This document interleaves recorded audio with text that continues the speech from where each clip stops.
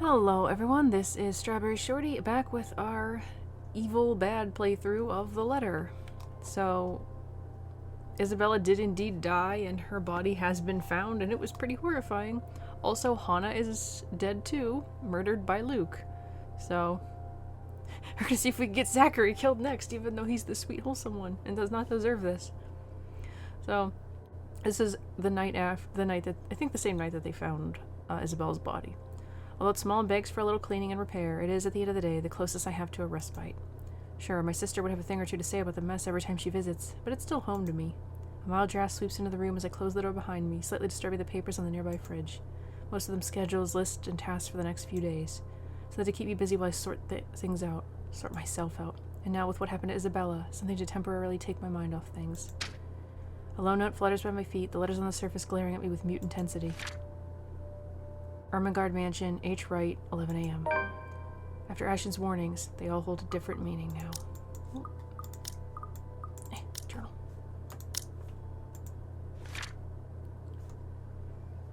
For a long day. No difference there.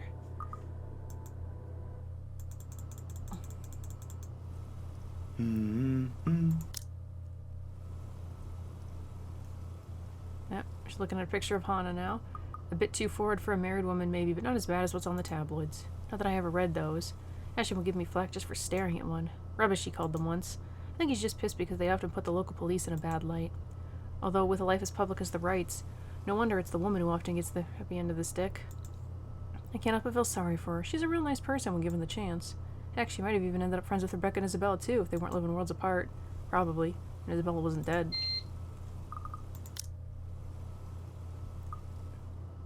And now we're talking about the photos and giving them to Hannah.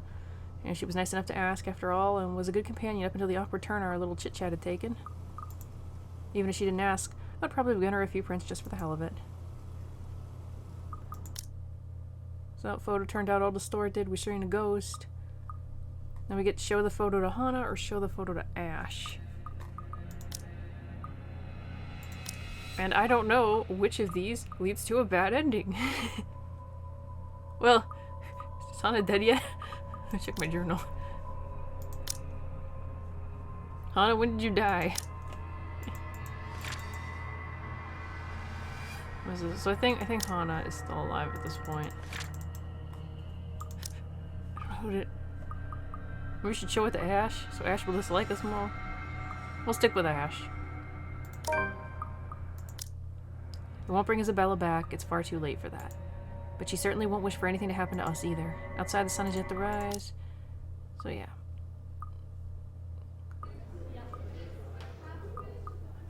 Okay, we're going to the police station to find Ash.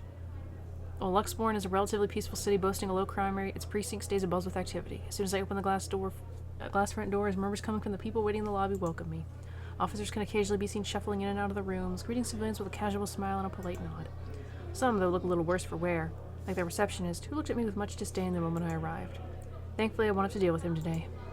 Or I can even step in. Ashton's voice, though low, comes from the hallway adjacent to the lobby. Not even for just 1 minute? No. The case was dismissed, remember? You were the one handling that case. If you want access to those records, you've got to ask Chief. I was taken off it before shit went to hell. Is that Abigail? Why do you even bother? Even Professor Clark seems to have given up on that. It's gotta be the arson case. Well, never mind, you won't understand. Right. I know you owe Professor Clark a lot, but the right guy isn't just someone you mess with. As Hannah learned. They've got the money. Who knows what else gets swept under the rug with them involved. I wonder what they're gonna do with Hannah's body. Like, is it gonna be found? That takes a special kind of ignorant not to know. And a smart person to know which boundaries he can't cross. You're a bright guy, you'll figure it out. In any case, I've got to get going. Another missing person case on my hand. Benjamin on the front desk looks like he's about to maul someone after the fourth one yesterday. Is it Hannah? Murders, people missing, what a time to be alive. Man, I miss the old Luxbourne. You and me both. I'll see ya. Gonna go grab some lunch. He notices me first as soon as he enters the lobby and pauses. Confusion briefly crosses his face until I fish out the phone from my pocket and wave it out. With his hands formed into fists at his sides, which he probably hides in his pockets as soon as he notices I'm staring. I am wrong to think this one will be as easy as the other times, coming out here and just talking. but with the words stuck in my throat, that plan has quickly been thrown out the window. We don't talk in the first place. We rarely ever do. When misunderstandings like this happen, the next day we're back to the way we were like nothing occurred at all. None of those fights ever involved fists and bruised jaws, though. Nor a dead friend. An excuse is already forming in my head when he moves, stopping my thoughts with a little tap on the shoulder, and he walks past me straight to the door. He gestures with his head towards their very irked receptionist when I raise an eyebrow in question. Over lunch. I haven't eaten anything since last night, and Benjamin there doesn't really like loiterers around here. Wordlessly I follow after him, but not after sending the poor guy behind the table an apologetic smile. Hopefully, things haven't completely fallen apart yet. Even with that... Oh, Starbucks. I just noticed that. Even with that, lunch is still every bit as awkward as I imagine it will be. As expected, he takes a seat in the farthest corner of the cafe, a good way from the window, but easily allows a view of who comes and goes. Secluded enough not to be disturbed by the lunch hour rush or be overheard by a curious bystander. If I didn't know this is lunch he invited me to, I would automatically assume I got dragged into another stakeout. Still can't skip. 5 minutes in, though, I find myself wishing someone will interrupt just for the sake of interrupting. I've got news for privacy when neither of us seem too keen on talking. The arrival of food, however, seems to abate this, and pretty soon small bits of conversation would slip in. A chuckle here, a little nod there, not quite enough to break the tension or be taken as an apology, but cordial to the point of swallowing our meal becomes easier. But someone has to open that can of worms eventually, no matter how unpleasant it is. I'm gonna say, does it still hurt? Does it still hurt? Yep. He glances up from his meal, and I don't know what might have shown in my face, or if I even made one, but for a small moment, grief flickers in his eyes. Too soon, not right now. The wounds are still too fresh, it screams in those fleeting seconds. Any other occasion, he'd look pretty pissed with himself for having that cake as lunch.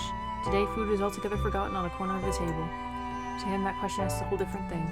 Because talking about this means going back to that day, means reliving what we all saw, means having to accept all too early what has suddenly changed. She's gone. Ash, Wipe that look off your face.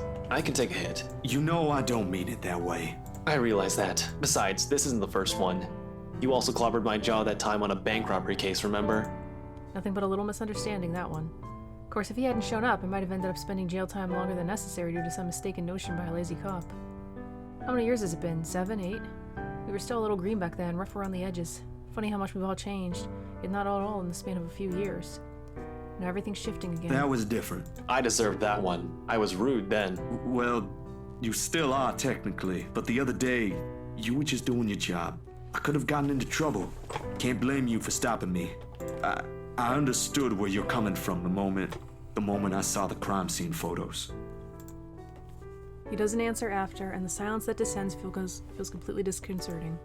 Without meaning to, we've delved deeper into territory we barely want to touch on. Too fresh, too painful, and it shows in the abrupt shift of his eyes and the tense lines of his shoulders. This is the hardest part in all this, ain't it? How's it going? How's what going? You know what I'm talking about. He rakes a hand through his hair and lets out a huff. If he can, if the place ain't cramped as full of people or as loud as it currently is, I don't doubt he'll be pacing the length of the room.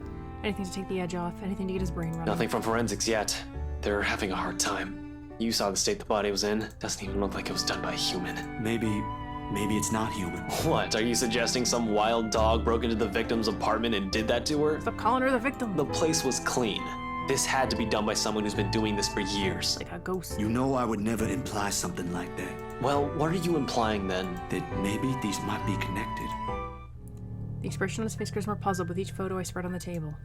There's about 8 of them, all reprints of the same thing. Miss Wright's distorted head on the photos. He takes a minute to go through each, eyeing the prints warily. The furrow on his brow doesn't ease even as he gathers all of them into one pile and sets them in one neat stack in front of me with a heavy sigh. Hannah Wright?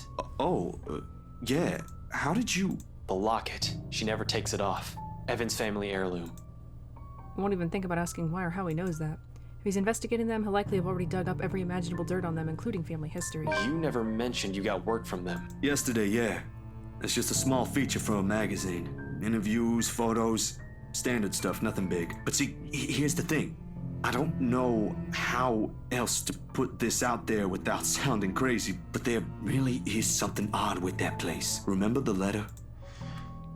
He drags in a breath, reaches up his nose and pinches it like the action alone will help him grant all the patience in the world to continue this conversation. Please tell me this isn't about that again. No, still can't skip. No, Ash, you've got to listen this time. I am listening, and I can't believe that just came out of your mouth. These are some blurred out photos, and that letter is just a stupid prank.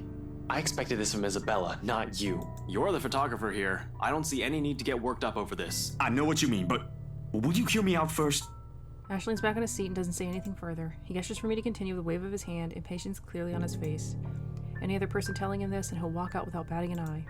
I suppose the only reason he's giving me the benefit of the doubt is because we know each other. Ash, I don't easily buy into these things as much as you do. Yesterday, though, behind Hana.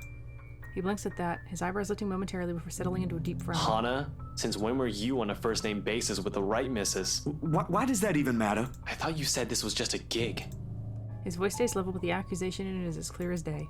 It hits a nerve in me somehow more than that tone usually does. Let's try that.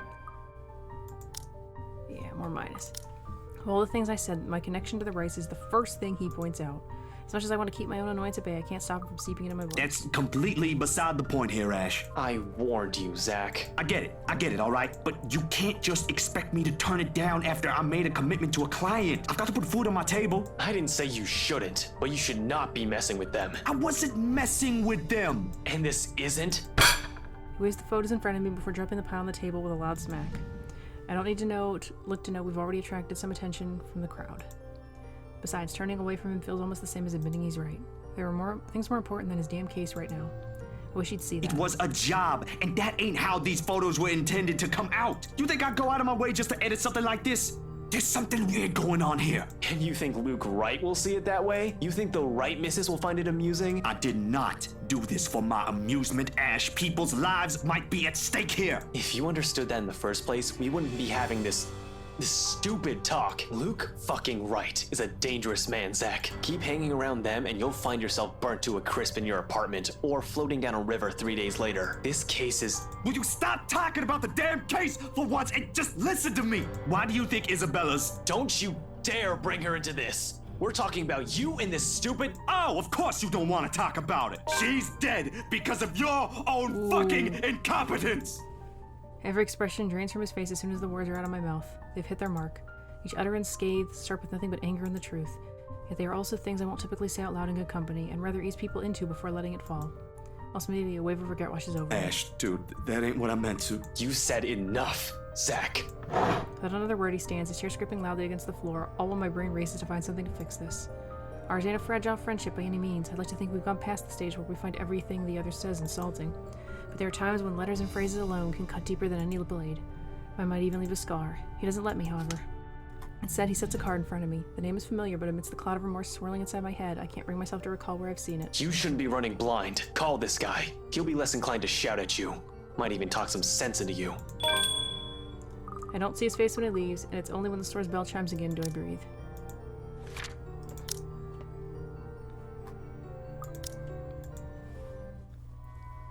Yeah, I have no idea if this leads to the dead path.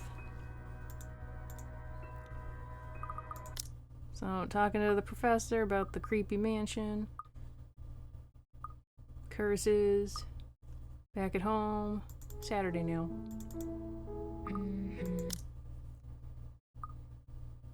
More nightmares, flashing back to Hana. Had an encounter with the ghost, went to the park, ran into Kylie. One of my friends, she left us because of her. What if she's just sad? We're talking with a ghost. Or with Kylie. Kylie's being all creepy. Tremors follow me even as I get home. I hoped a little stroll around the block for a few hours would help.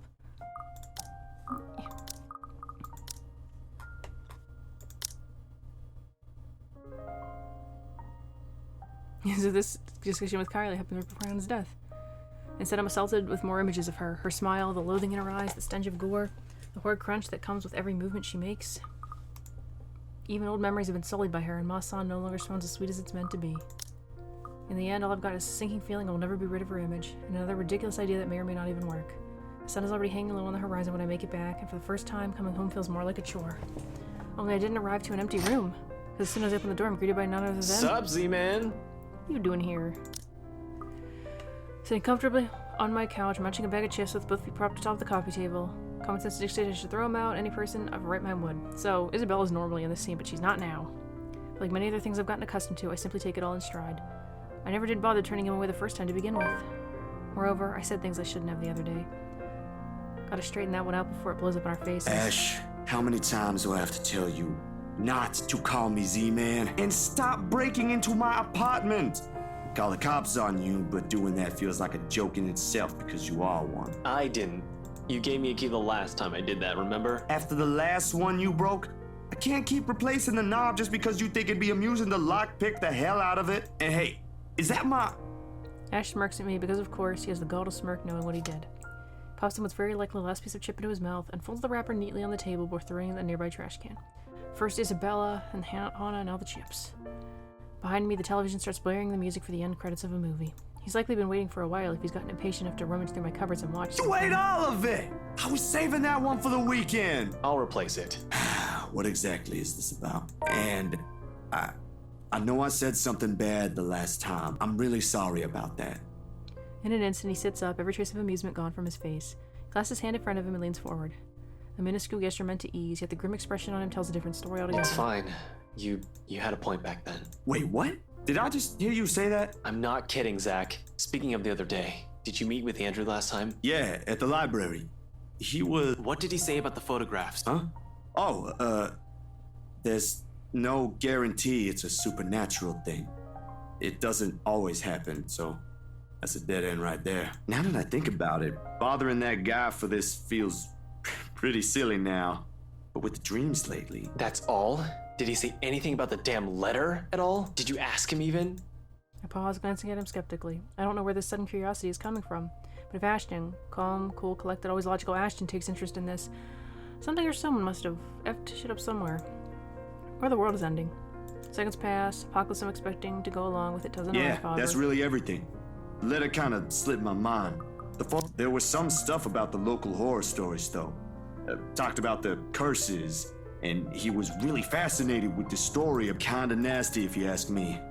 But it does make sense if you simply go along with it. This is dialogue we've seen before, but I guess because I'm Isabella's not sure how here. this will help in the grand scheme of things. Why are you asking about this anyway? Becca's been saying weird things lately. Weird like... Same kind of weird Isabella says. Alright, bro, stop right there. I thought you didn't believe in this stuff. I still don't, but even Rebecca, out of all people, claims there's something. Whatever this is, someone has got to look into it. Everything about this screams shady. Are you sure you even have the time? Ain't you busy with your current case? I got taken off that one this morning. Didn't you say you were getting closer to... Apparently, the higher-ups think I'm doing a horrendous job at it. It doesn't matter, though. If these two cases are connected like I initially thought, then regardless, I'm on the right track. Have you seen the news this morning? No news about Isabella. So it's the guy that found murdered, burned alive, fire didn't spread, vandalized room with the help me all over the walls. You think this is... I don't know what to think, Zach. Still won't let me skip. He rises in the chair and begins pacing the length of the room, racing his fingers roughly through his hair. I just know there's something. There must be. There has to be. Fuck! Well, you do have something in mind, I'm sure. A plan? Come on, Ash, you're good with that. I do! I'm just not sure if I'll get anything out of it. Well, a plan is better than no plan at all, ain't it? Almost too sudden, he swivels on his heel, and for a passing moment, I thought he's gonna shout at me. Instead, Ash simply flops back down on the couch, crosses his arms over his face, and releases a long, ragged breath. How do you cross your arms over your face? His voice comes out smaller, closer to a whisper when he speaks again. I should have looked into this when she was still here. Maybe none of this would have happened if I did. Ah, there it is. No need to ask who her is. Every should've, could've, and would've. All our frustrations in one statement, while all we can do is cope. Rebecca and I are still here. No, we paused! I'm gonna pause because I think I'm gonna need to reload quite a bit. Okay, we're back. Let's try. You're not the only one stuck in this? You ain't the only one stuck in this mess, you know. Harsh, perhaps the thing he needs to hear the most right now. He throws me a glance, sharp enough to cut if it's even possible.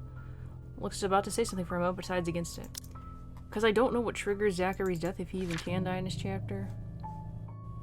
But, like, it's possible that you have to go to Luke and Hannah's to try and see Hannah. Rather, he blows another aggravated sigh and drags his fingers down his face.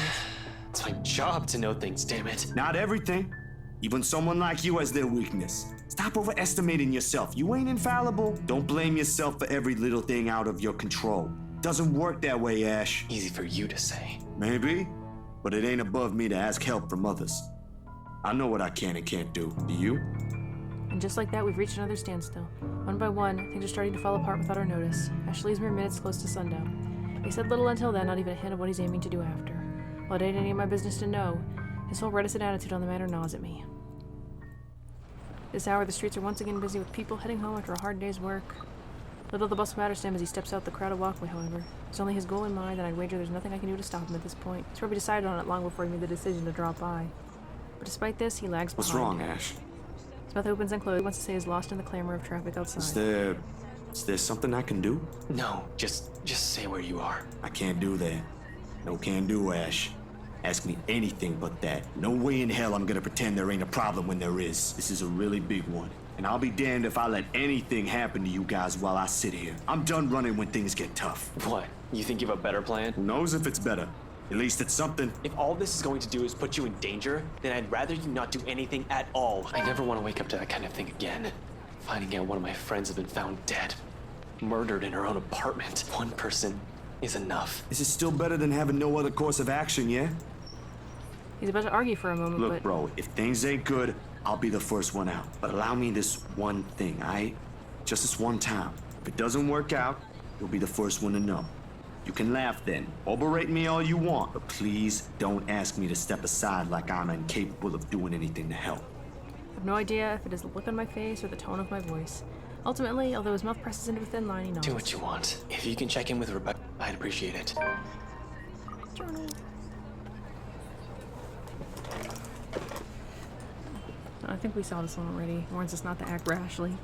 So we gotta go act rashly. But he stumbles into the sidewalk and allows the afternoon crowd to swallow him whole.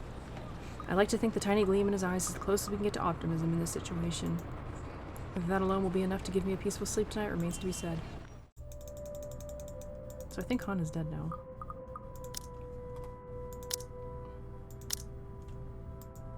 Yeah, Han is dead. Nick falls, and despite my best attempts, sleep continues to elude me. You know, we're gonna have to do a quick time event. Though if I'm gonna be honest, it's not the night terrors that are keeping me wide awake tonight, but the anxiety and the hope I'll hear from Ashton soon. If it was perhaps the 42nd time, my shift over to the end of the table, or my phone lies still. I've not heard from him since he left. He hasn't promised to call, of course, but a small part of me wishes he would have the common sense at the very least. Waiting is a tough game, and with the concern stretching out the minutes far longer than usual, it's impossible for more unpleasant thoughts not to enter my mind. Moreover, it does not help when the clock finally strikes 3.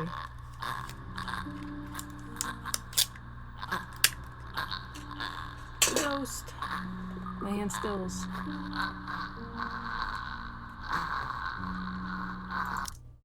Hey, ghost attacking us. I'm gonna skip the QTE. Flee from the ghost and hide out in the park. Okay, we went to the mansion, and I'm sure that's what Isabella would want if she was still here. I straight for the door without a second thought. Okay, Luke is here. He's got the glow. And if he continues the way he is right now, I'm afraid he'll make a fatal mistake this time. We're looking for Ash. And we're hearing a sound from the room up on the second floor. There are no lights inside and the windows are shut, but I'm sure whoever's singing is in there. Hold on a sec there. It's difficult to get a decent view from my position, but something's odd about that window. The marks on the other side, rather, the streaks of copper running across the wide glass panes. Can't make the most of it if the strokes are meant to say something. Miss Wright's cleaning crew may have simply missed that room. Still, why I'll hear an old tune of all places, I don't know. It's not an obscure song by all means, but it's pretty rare to find someone who knows this. For some reason, Des seems to follow the song around.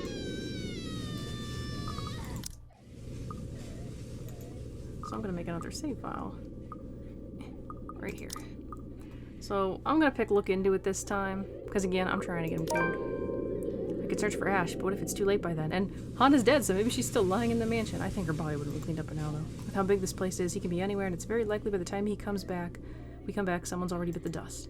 That and the cries grow louder against my ear as the longer I linger. Almost impossible to ignore, drawing me in like a moth to a flame. For a moment, I let myself shudder, shaking the uneasy feeling off my head. This can't be a good idea, not by a long shot. Still, I've got to try. Searching takes a while. Eventually, I find a branch with the right distance and height to reach the window.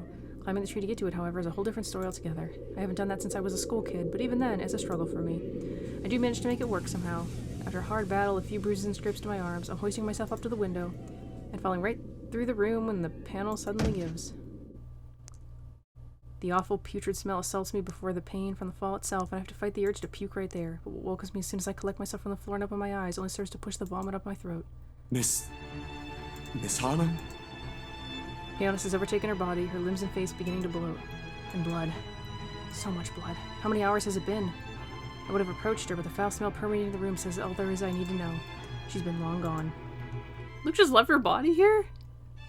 There's nothing I can do. I try not to gag, not to touch anything. Her feet automatically backing away from the small pool of blood at her feet, from the bare walls, void of any colors except for the words, "Help me." Panic quickly surges in me. Of all the moments to be here. Wrong place, wrong time. I've got to call someone. Ash, the authorities, anyone. She's dead. She's dead. Climb back out the window. God damn it, she's dead. Someone has to. My face shatters at my feet. The sound of glass breaking, renting through the thick foul air, sharp and cutting. But none of it sinks in. Not even the crunch of glass under my shoes as I take an uneasy step to steady myself. Instead, all I hear is the sound of footsteps and shuffling outside, the very urgency at odds with the hammering of my heart against my ribs. There is no comfort, no escape when the door opens. Mr. Luke Wright barges in the room, wide-eyed and seething with There fury. should be a law against noise this early in the morning. His eyes shift from me to Miss Hannah and to the mess of blood and shards on the floor. Doesn't take long for him to put two and two together, easy for me to see that what conclusion he got. I open my mouth, trying to weave some semblance of coherence against the crowd of panic and fear in my head. Hannah? Hannah, darling? Oh, look at this punk! Buttercup? Love? Speak to me. I know this looks bad. You! What did you do? There's no question in that. Only an accusation. I know this looks really bad. It's just standing here in your house with a dead body, but I can explain. Jump out the window, man. You killed her! You ones! Get in here! Mr. Wright, this ain't what it is. Outside, there was a noise. Someone's crying. You killed her! Hannah! Oh, Hannah! My lovely, beautiful Hannah! I knew you were bad news the moment you showed up here! You have to believe me, sir. It wasn't me. I swear to God, it wasn't. For a moment, there's only silence and Nick, and the room abruptly tilts on his accents, dimming. A terrified Zachary went looking for Ashton in the Ermengarde mansion, but to no avail. He also tried to warn Luke Wright about the spirits supposedly living in the house, but was simply turned away. After hearing a crying woman, Zachary sneaked into the mansion and discovered Hannah's corpse, for being accused by Luke of murdering his wife. This might not lead to the death ending. Call the police. Get rid of this rubbish. Certainly. Will you be having tea this morning? Bring it to my study and clean out that awful stench. Darkness falls.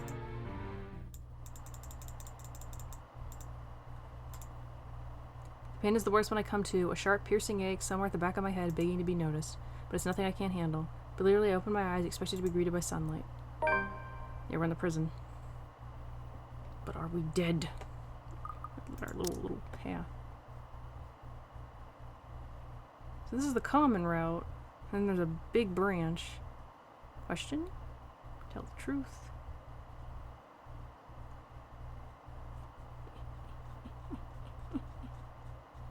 Gosh.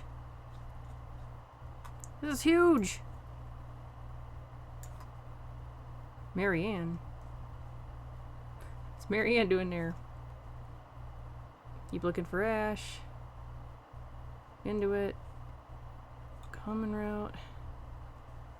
I think we can still lead to our death. I will reload if potentially we do not get our death. However, the walls that welcome me are unfamiliar. We know this place. When everything comes into focus, I recognize the place for what it is. A cell. Dark, cramped, with the only light coming from the moon outside, streaming through the sole window barred by thick metal bars. Memory rushes back to me in sharp bursts, the mansion looking for Ashton, a familiar tune, and a woman crying. Oh, my head still aches from the hit I've received. Still better than a morgue, I guess. Gingerly, I pull myself up, stretching the cramps from my shoulders as I do so, but stop when a sudden movement induces an acute stinging pain through my right through Damn, my they arm. got me good. What time is it? As expected, they've taken everything I have on my person, wallet, cell phone, my keys, meds, even a small pack of gum. Protocol is protocol. In the first place, ending back in another sally at my agenda. So he's been arrested before. The first time was not a pleasant experience, and this certainly won't be either. Considering who has likely put me in here, it could be much worse. The bars are cold to my touch when I approach it, looking for the person on duty. They'd usually allow us to contact someone, and Ashton, at least, has to know I'm here. He'll be pissed, that I'm quite sure of, but he's the only one who can help me prove my innocence and get me out. However, much as I don't want to rely on him for this. The hallway in front of the cell is empty, but voices float through from further in, likely the poor officers assigned to late-night duty. Judging from the snippets of conversation I catch, today's topic over a snack is that moron who thought it wise to cross the rights. They use other names too, most of which I'll likely have words with them about in the future. But really, I'm in no position right now. Excuse me? Anyone? Silence. Excuse me! I need to make a... Oh. Blood freezes in my veins and my grip on the bar tightens as the revolting stench reaches my nose. More than the gore, the foul smell of death hangs heavily in the air, and against my better judgment I turn. Her face is the first thing I see. When Zachary finally regained consciousness after being knocked out, he found himself locked up in a precinct. A familiar woman gave him a little visit. I clamp on the compulsion to retch. On instinct, I step back, leaving as much distance on this cramped cell will allow between us. Bars rattle as soon as my shoulders hit it. A hindrance, not to freedom but to safety. You've got to stop this! We can't help you this way! She moves in short, sudden, bone-crunching twitches, and I know there is no escape. I'm screaming for help before I know it, jolting the bars with as much force as I could. Somebody! Get me out of here! Anyone, please! Bugger off! Some people are trying to get some sleep here! Shouldn't be sleeping on the job. No! She's here! You've got to let me out! She's gonna kill me! Someone! She's...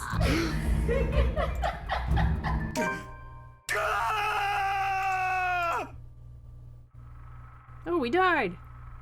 Oh, this is so sad. You unlocked a memory fragment. This is assault, and she's evil. Nobody likes you, Charlotte.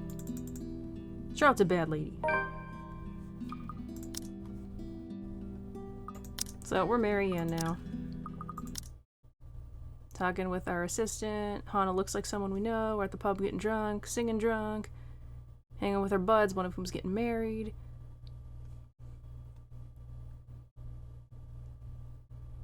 I actually don't know if hooking up with Luke is, like, what this does.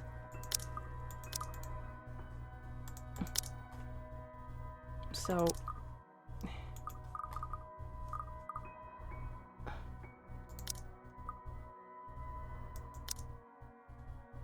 let's see, what happens if we pick nothing? Nothing.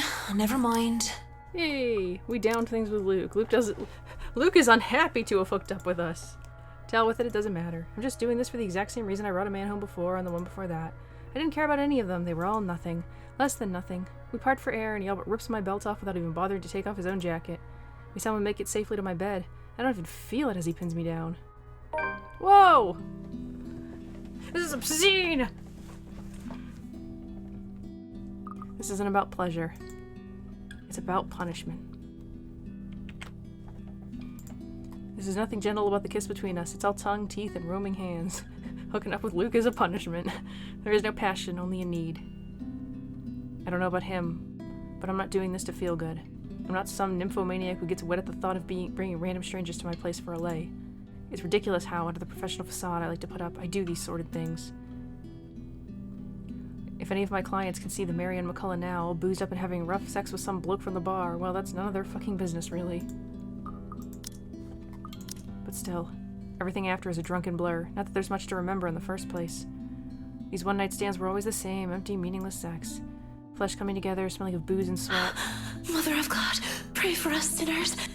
I'm too busy trying to remember her hands touching during it all. I'm trying to remember her lips that kissed me. But now I can remember something that never... How can I remember something that never happened? When it's all said and done, all he has to say is... You were saying something while we were at it. What were you mumbling? It was a prayer. Like... Oh God, fuck me! I like it.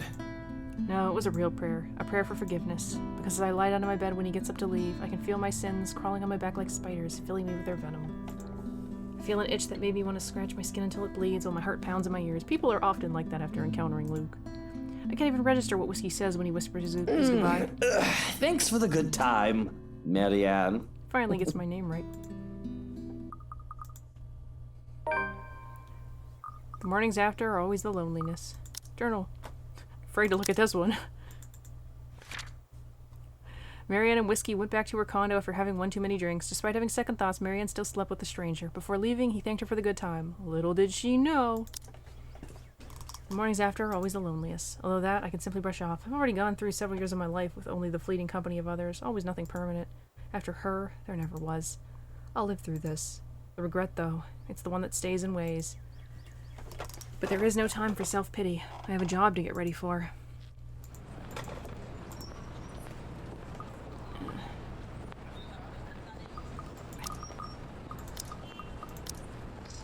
Let's see if we can skip. Yeah. We meet Rebecca, exchange a book. She probably kills someone with that book later.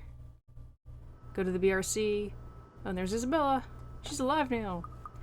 I pointed out I wanted to inquire, but that would be unprofessional. Really, it's none of my business. I presume that Miss Cooper told you why I'm here, Miss Santos? Huh? Oh, yeah. Sorry, I just got back from lunch, you know? But it won't take too long. Don't worry. Of course it won't. This whole project has established itself to be a matter done in haste. I do hope it doesn't mean that people are being careless in their duties. She flinches and looks like she doesn't quite know how to respond to that. Thankfully, instead of opening her mouth, she leads the way towards her station and goes to fetch the floor plans. It won't take too long, she said. But it does take a bit time, spent to compose yourself most likely. Who would skip it? We got the floor plans. I'll just say I don't have time for this. I don't have time for this. Just spit it out. We got no relationship with Isabella. An air of uncertainty hangs over the girl, although she tries her best not to let it show. She really is too young, too uncertain for what she does. Well, you see, the coffee, it's getting cold and, that's not good. I doubt that's what she actually wants to say. Is that all? May I get back to work without being interrupted? Sure, I'll leave you alone. And if you need me, I'll be just look for me somewhere. It's not like that's going to be hard. It will be soon. What a bitch. What did you say? I didn't say anything. Strained air settles in the room as we stare at each other, mirroring the same confused expressions.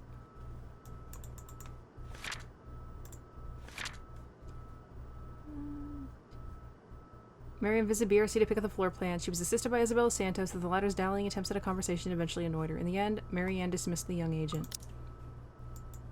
I'm quite sure I heard her say something. Or is that someone from outside? Unlikely. So when she slightly tilts her head at me in question, I can only look away, flustered. It's an awkward affair, and I choose to hightail it out of the realty office as quick as I can.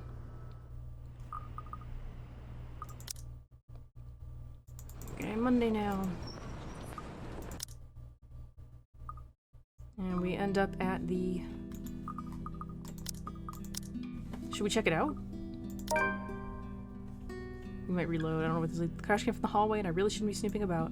But it's just concern. Yeah, concern that urges me to check it out. Seeing Lance the butler, I can see her sneaking Excuse me, but where's the loo? He barely looks my way before pointing at a spatula towards the hallway. It's a good excuse as any. And if I'm caught lingering longer than I should, I could just excuse myself and say that I wasn't sure which door led to where. Oh, this looks ominous. What is that? I don't think there is there a button to hide the screen? The text? Still looking into the hallway reveals nothing. I don't see anything that might have caused the crash. The hallway, like the rest of the place, is in pristine condition. There are several doors for not only the toilet, but also presumably rooms for their butler and for other members of the staff. As I stand there, however, something feels definitely out of place. One of the doors, the nearest within my reach, stands ajar, and from inside a light flickers incessantly.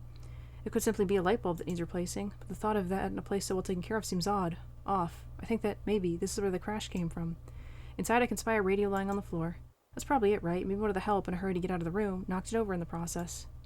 That's all it is. I should really leave it alone. As I turn to leave, the sound of static fills the air and a man's tinny voice interrupts the silence. At 7 in the morning, students found a 5th-year dead. Why am I still standing here? Assumed to have fallen from her dormitory window. That sounds familiar, doesn't it? Oh, is that Lorraine? Authorities are investigating the possibility of foul play. Like I've heard it before. Reporting from St. Samthins, Shane McLaughlin of Galway Bay, AM. What the? Ah! I recoil, backing away from whatever that was. I don't know if we made a good choice or a bad choice. Marian visited the Rice penthouse to discuss work with the couple. While waiting for them, Marian decided to investigate a violent crash she heard. In the hallway, there was something odd. What's going on with that radio? In the process, I trip backwards on my feet and I wait for the pain of falling flat on my back. But instead, I feel a hand on my back and see the smug smile of, well, guess who? Oh, don't tell me you're reporting to work drunk, Mint. Of course, I know exactly who that voice belongs to. It just has to be him. Marianne McCullough, hammered on the job? That would be something. But, as if I had been burned, I push him away from me with a deep scowl on my face. Even his slightest touch makes me sick. And that smug smile on his face makes me want to come in contact with him, if only to break his nose with my fist. Is that any way to say hello to a good friend? We aren't friends. Let's get that straight first off, Mr. Wright. Secondly, you're a married man. So that thing that happened shouldn't have happened. Oh, come on. Don't tell me it wasn't even a little fun.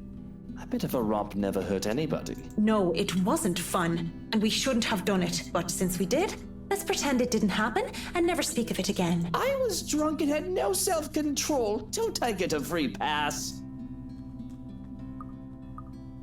Try of work to do, sir. No, he's plussed him! I'm gonna reload. I'm gonna pause it while I reload. That's no excuse. Journal. It's the radio again. Restraint and patience are necessary things when dealing with people, and I must have a whole lot of it, considering I'm not tearing him a new hole. I can't believe this guy. I don't even see an inkling of shame or guilt about the fact that he cheated on his wife. No, you don't get a free pass. How can you even say that with such a straight face? You do realize what you've done, don't you? Even if you were drunk, the fact of the matter is, you had at one point taken off your wedding ring and knowingly cheated on your missus. I am quite sure you didn't have one and you blatantly told me you were single when you chatted me up at the bar. And you're the saint then? But according to you, I was drunk. So you must have taken advantage of me in my state. I fail to see why I'm the only one to blame in this situation. I didn't think things could get any more preposterous, but apparently I was wrong. We were both drunk, you bastard. Don't you dare try to twist this around. You don't know who you're messing with. I'm afraid you're the one who doesn't know who you're messing with, lassie. I know who you are, Marianne McCullough. I've looked into you, you bloody bog jumper. You're nothing but a glorified turf cutter. I'm not British. I don't understand your insults. I'd be careful with how I speak if I were you. What's that saying about biting the hand that pays you? It goes something like that. He looked into me. How much does he know about me then? Does he know about my father? Does he know about her? The thought that he has knowledge he can hang over my head kills any fight I have. Instead, I feel sick. This is sick. Throw up on him. And I wouldn't be surprised if he's sick in the head, one way or the other. The dinner between us, because it can't be anything else but that, is broken as a lively voice calls out from the loft. New journal entry. A very spooked Marianne accidentally bumped into Luke Wright. Furious over his blatant dishonesty during their first encounter, she warned him not to mention what happened last night. Luke simply ignored her.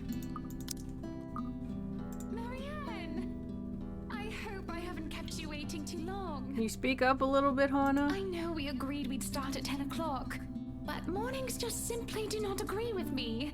Not one bit. It's been like this since I've been in university. It's 5 minutes to 11 o'clock. These high-end clients sure like to be fashionably late. I'm used to it, though, much like how I'm used to so many years of hearing people mispronounce my name. Although her name really does sound like Marianne, so I don't know. Besides, berating or correcting my client would be extremely impolite, and Marianne doesn't sound too bad when she says it. Aren't you just berating or correcting him? To be fair, it doesn't seem like she's late on purpose. I see you're up, darling. You know, you could have woken me up as well. Were you showing Marianne around? Not that there's much to see. This place is so tiny compared to the mansion. I'm more worried about the way she stares at me, judging. Such a look. Doesn't suit her pretty face at all. Just seeing Mrs. Wright reminds me of her. And maybe I'm starting to hear her again, see her when I shouldn't. I should have left it all behind, forgotten it. I think she would be looking at me that way. I can just feel my hands tremble. Oh yes, just showing her around and getting to know each other. Isn't that right, Marianne? Yes, of course. And your butler was making breakfast a while ago. So if you want to get right to that... Breakfast would be lovely. Eating pancakes, looking at the floor plans.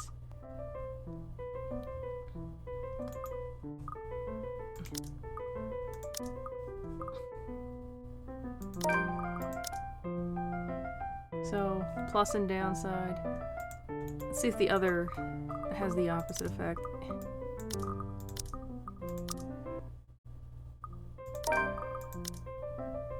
Plus with Luke. Alright. Let's look at our relationships. Closer with Luke. Well, Hannah's gonna die anyway, so we'll just go with it. Sounds fair. Okay, heading to the mansion.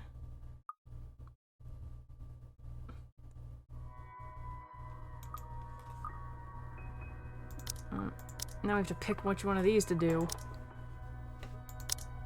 I don't actually know how relevant this choice is. I think ground floor, check the first. Or ground floor is Luke, so... check the ground floor.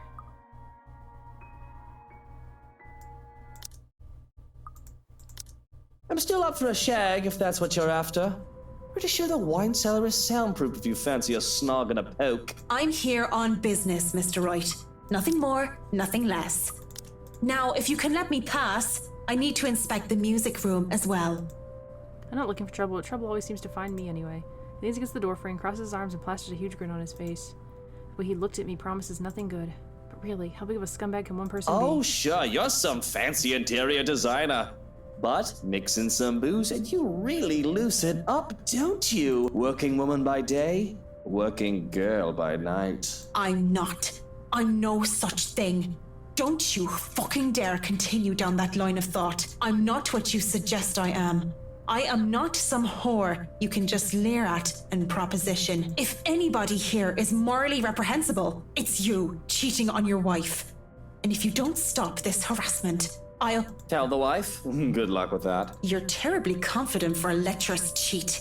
Do you honestly think you're the first woman that threatens to go running to her claiming something or another about me? You think you're some special snowflake and that you're the first woman that I've slept with?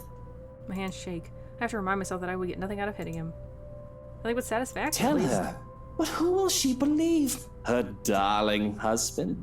Or the hired help? Oh, Buttercup, she's probably trying to make us pay up or she'll create a scandal. Stay quiet, you can go on with your life with no trouble. And if I talk?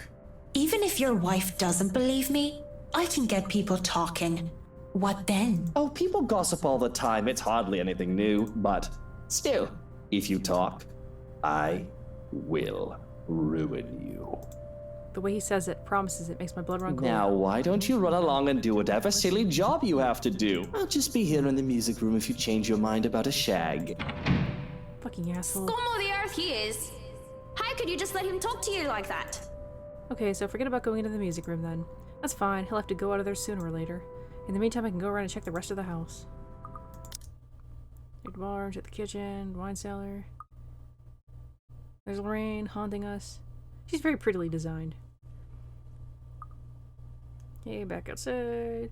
Back into town. Back in our apartment.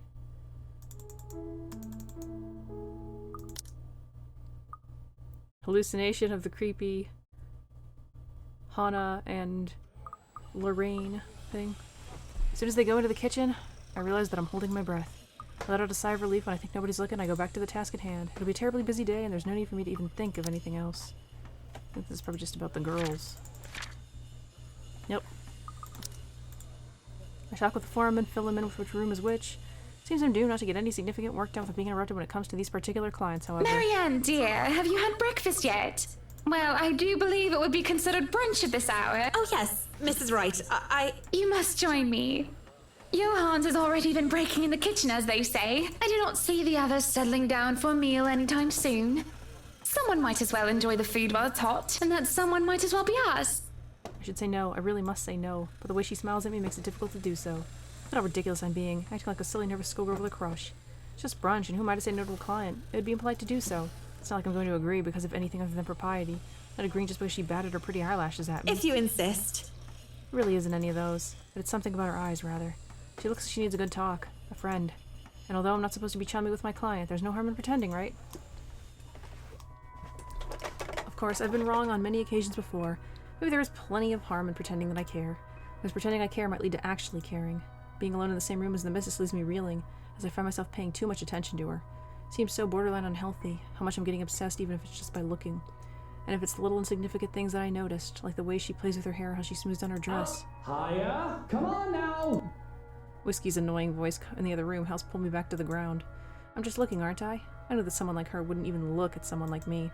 Chill, there's some time to turn around this bad I'd decision. really like to thank you for inviting me to breakfast, Mrs. Wright, but I already ate, so I should really go back to work. Nonsense!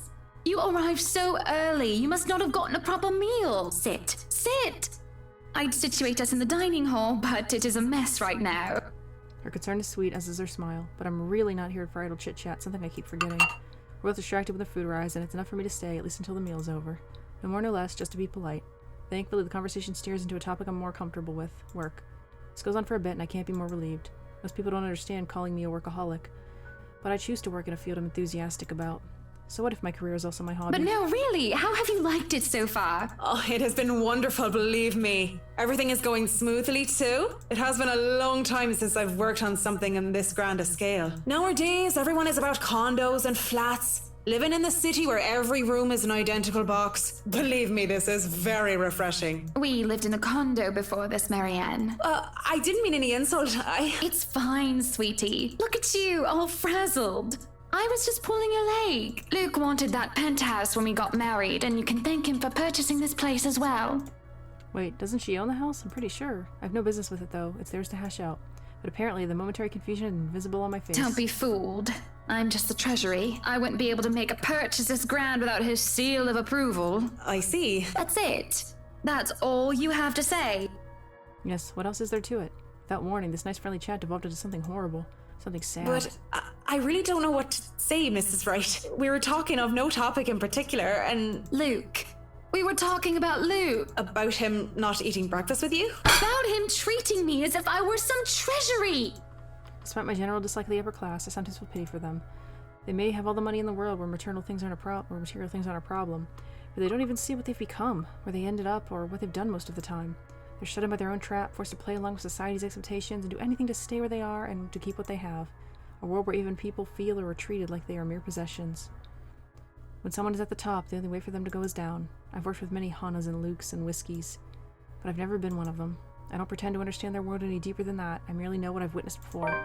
I will never pretend that I'll fully understand what they're going through. You know, I can make life very difficult for you if you speak a word of this. I won't speak a word, Mrs. Wright. But I understand the threat when I hear Won't one. you? How would I know? What guarantee do I have? Though I work for them, that doesn't mean I belong to them. I'm not the sort who gives my mind, body, or soul to get rich. Only my hard work would be equivalent to that.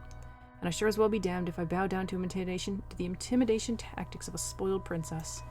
But fortunately for her, I'm on It's duty. in the contract. She doesn't look tense, and I hope that the same can be said of me.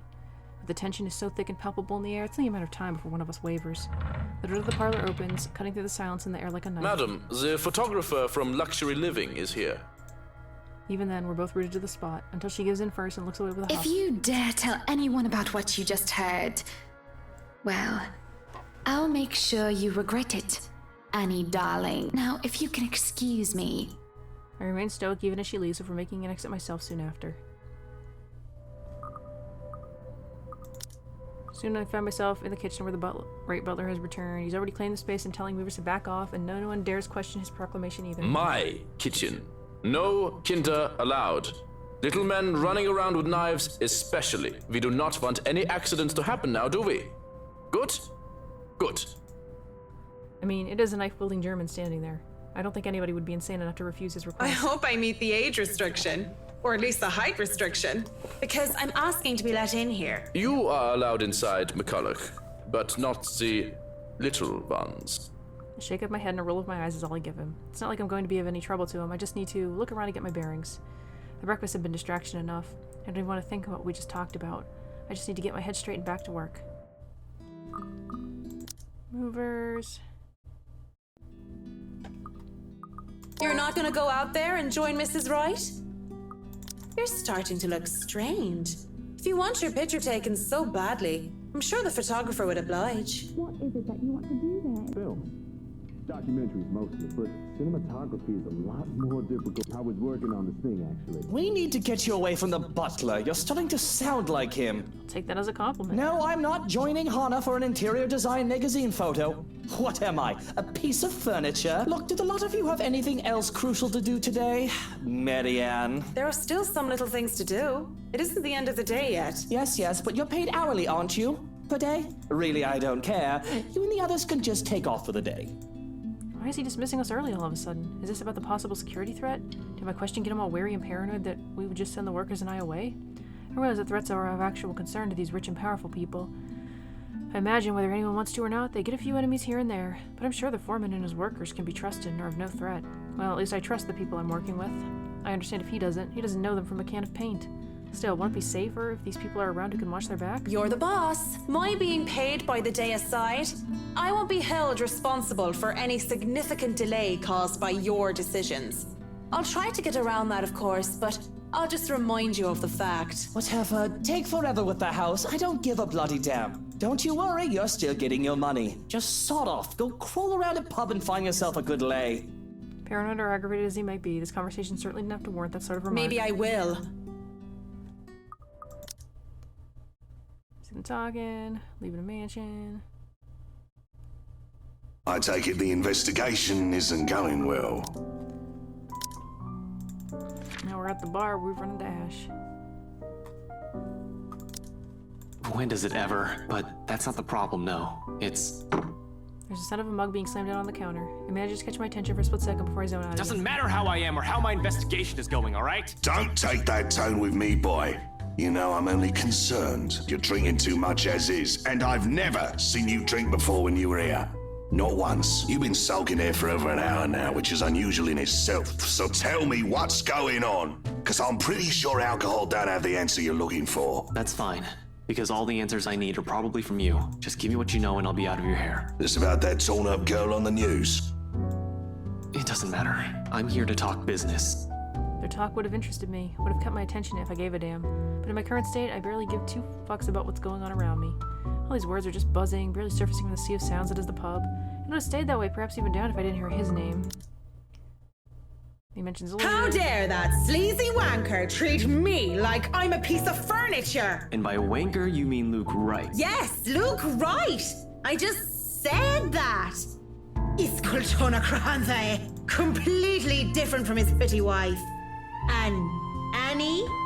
Hannah? Anna! I wouldn't be surprised if he's doing something dirty behind her back. Even bought him a mansion. Lucky bastard. So it was the wife who bought the place. Are you going to repeat everything I say? Yes, it was the pretty one. The one with the long hair. She bought the place. Sort of. With how drunk you are, I don't even know if you're aware or sure of what you're saying. Excuse you? I am at least 350,000% sure that I know what I am saying. I am a professional. I'm totally sure of what I'm saying. Do you think just because I'm drunk I don't remember facts? I remember everything. I remember every little thing as if it only happened yesterday. I bet you don't remember young McGurn's full name. Of course you don't. Here we go. John William, pure mad, mental inte, your body, Simpson Clay, Gimel Chip, the Bam, Rib Racker, no real young rebel, your best saint, John McGurn. See?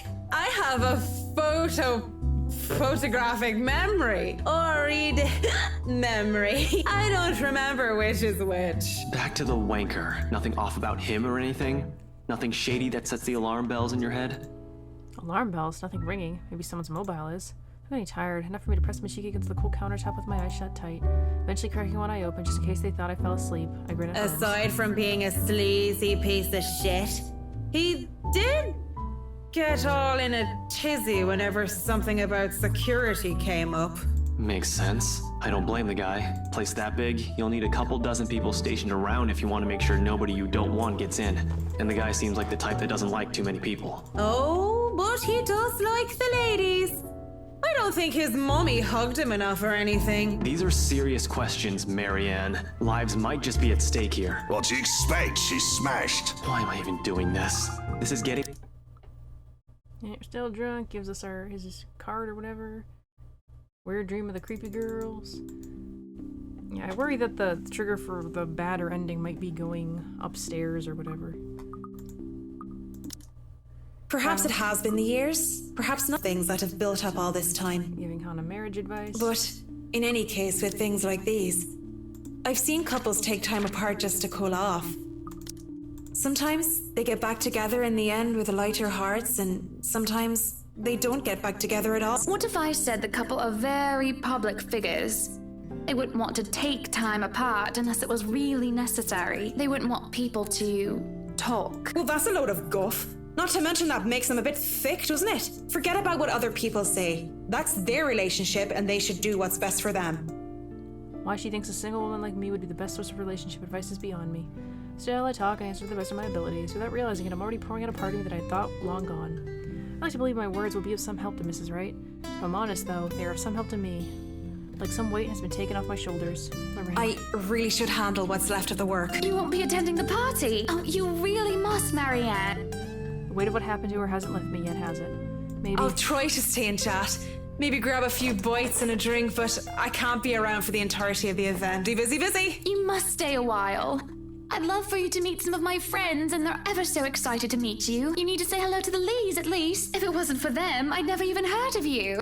Maybe it's about time I change We'll that. see. So, if I can be excused? Certainly. You'll have to excuse me as well. I must attend to the party before any early birds arrive, because, believe me, they will throw a fuss if things aren't ready, even when they're not supposed to be here until an hour later. Though I shouldn't dwell on the dead, I shouldn't just casually forget about them too. Saying that I have work left to do is an easy enough excuse to make. Yeah, we're gonna head down to the wine cellar again. This might just be the same ending we got before.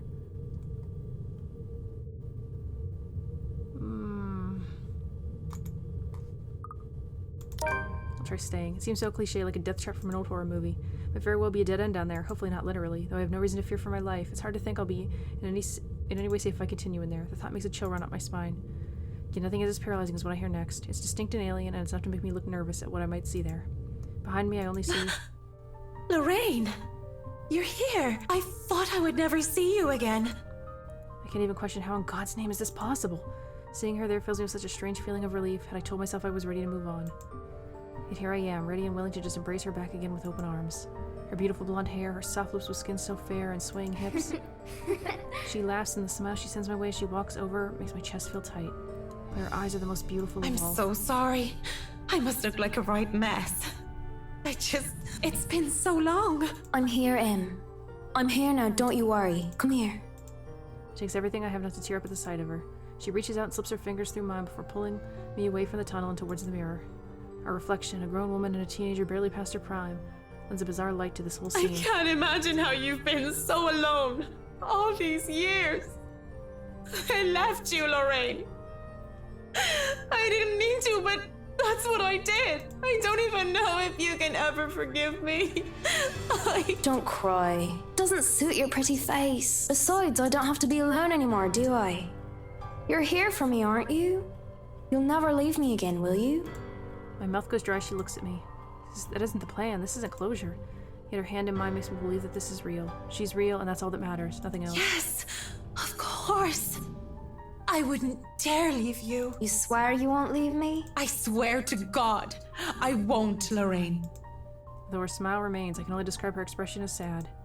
She walks around until she just stands just behind me and wraps her arms around my waist. I nearly crumble with how I am in her arms once more. And when she puts her chin in the crook of my neck, I feel her hot breath on my neck. I'm filled with both joy and grief.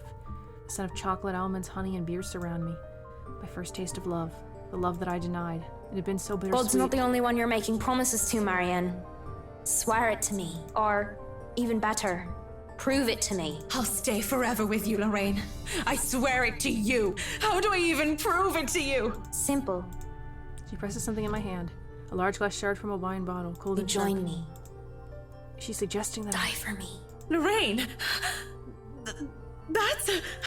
How can I? How can I even do such There's a thing? no need to be scared. I'll be here for you until the end, Marianne. Even if you hadn't done the same for me. But that's the only way I can forgive you. The only way we can be together again. Oh, that's graphic. She guides my hand, raising the glass shard. My own hands are weak as is my will, and I can only bare my neck and do with as she wishes. There's no reason, no self-preservation as I mindlessly welcome my own death, as if it will lead me to salvation. I feel nothing at first, other than the glass touching my skin like a caress, until a stinging sensation blooms from my neck. The pain sears and burns like nothing I felt before, and every breath intensifies the feeling. Even if I want to cry out and scream, I can only cough as a slick metallic taste coats my tongue. The most I can do beyond that is rasp, calling out her name. Lorraine. Cold and weak, I grow worse by the second. I cough with each ragged breath, expelling the blood that I'm inhaling through my slit throat. Shush now. It'll be over soon. That looks concerning. Really soon. There is a moment of doubt as I remember that the devil was once the most beautiful angel in heaven. That I shouldn't be deceived by such beauty. But in my final moments, all of that is soon forgotten. My mouth twitches, I can't muster even the smallest of smiles anymore. But I'll be with Lorraine. Journal updated. We should be getting another memory fragment. Desperate to deal with her painful past, Mary Ann McCullough excused herself from attending the housewarming party to search for Amy Lorraine within the mansion. Seeing her again, however, made her decide to join her dead friend instead.